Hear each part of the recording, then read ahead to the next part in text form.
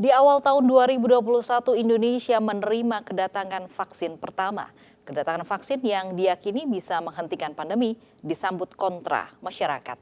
Bahkan di awal tahun ini juga Indonesia diterjang gelombang 2 pasca libur Lebaran.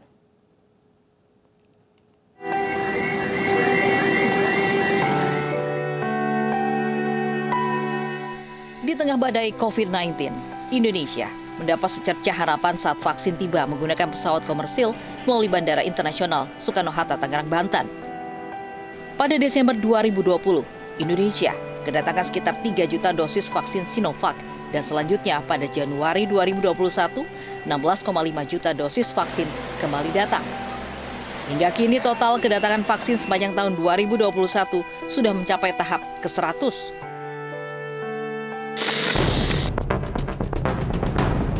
Presiden Joko Widodo menjadi orang pertama di Indonesia divaksin COVID-19.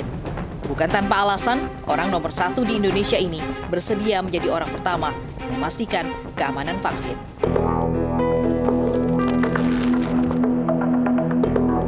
Setelah itu, antusiasme masyarakat menerima vaksin COVID-19 meroket hingga terjadi antrian di berbagai tempat vaksinasi. Bersamaan hal tersebut, Presiden Jokowi menargetkan 2 juta orang divaksin setiap hari secara gratis. Di tengah upaya pemerintah meningkatkan target vaksinasi, masih ada sebagian masyarakat yang enggan divaksin.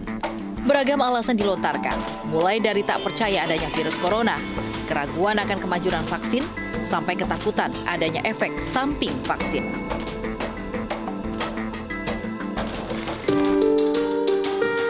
Pada bulan Juni 2021, pandemi COVID-19 di Indonesia memasuki gelombang kedua. Hal itu ditandai dengan kasus konfirmasi COVID-19 yang tembus lebih dari 21.000 dalam sehari, dengan total kasus 2.156.465 dan 58.024 orang diantaranya meninggal dunia. Sebelumnya, Indonesia sempat mengalami penurunan kasus sejak puncak pertama selama 15 minggu dengan total penurunan 244%. Namun lagi-lagi kelengahan masyarakat menjadi faktor utama kembali terjadinya lonjakan kasus didukung aktivitas libur mudik dan arus balik Lebaran 2021. Tak berselang lama, video kondisi di Wisma Atlet viral di media sosial. Rumah sakit darurat Wisma Atlet Kemayoran, Jakarta Utara kembali mengalami lonjakan pasien. Dalam sehari, jumlah pasien yang datang mencapai 400 orang. Hal serupa juga terjadi di RSUD Bekasi, Jawa Barat. Antrian sejumlah pasien di ruang unit gawat darurat mengakibatkan overkapasitas. Bahkan, sejumlah pasien harus dirawat di area parkir dan mobil pick-up. Di tengah lonjakan kasus, kematian tenaga kesehatan karena terpapar COVID-19 melonjak 3 kali lipat pada Juli 2021. Secara keseluruhan, per 17 Agustus 2021, tercatat ada 1.891 tenaga kesehatan yang meninggal sepanjang pandemi COVID-19.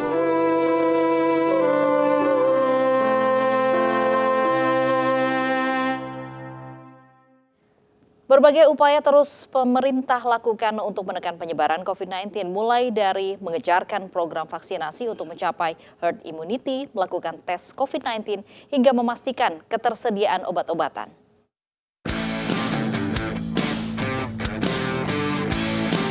Pada September 2021, Badan Pengawas Obat dan Makanan merilis izin penggunaan darurat atau Emergency Use Authorization untuk 2 jenis vaksin COVID-19 di Indonesia.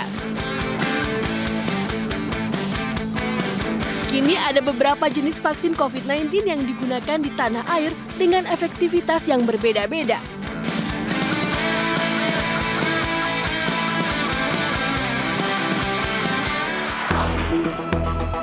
Vaksin Sinovac adalah vaksin COVID-19 asal Cina. Pertama di Indonesia yang mendapat izin penggunaan darurat dari BPOM. Vaksin ini memiliki efektivitas terhadap virus corona mencapai 65%. Selain Sinovac, pemerintah juga memakai vaksin AstraZeneca yang memiliki efektivitas hingga 62,1% sejak 15 hari pemberian dosis kedua. Vaksin Sinopharm didistribusikan oleh Kimia Farma dengan isi virus yang dimatikan. Berdasarkan hasil evaluasi, vaksin ini menunjukkan efektivitas hingga 78%.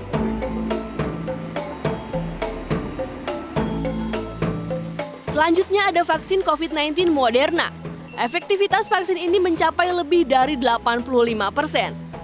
Vaksin Moderna aman untuk kelompok masyarakat dengan komorbid atau penyakit penyerta. Selanjutnya vaksin COVID-19 Pfizer yang memiliki efektivitas 100% pada usia remaja 12 hingga 15 tahun, namun menurun menjadi 95% pada usia 16 tahun ke atas.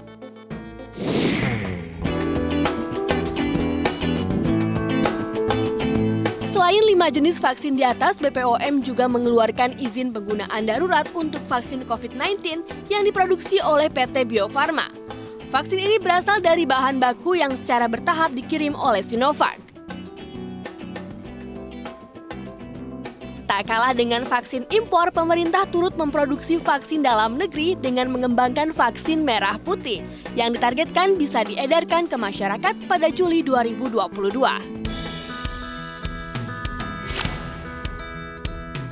Hingga saat ini cara mengetahui apakah seseorang positif COVID-19 adalah dengan melakukan pengetesan terhadap beberapa jenis tes yang bisa dilakukan, yaitu rapid test antibody.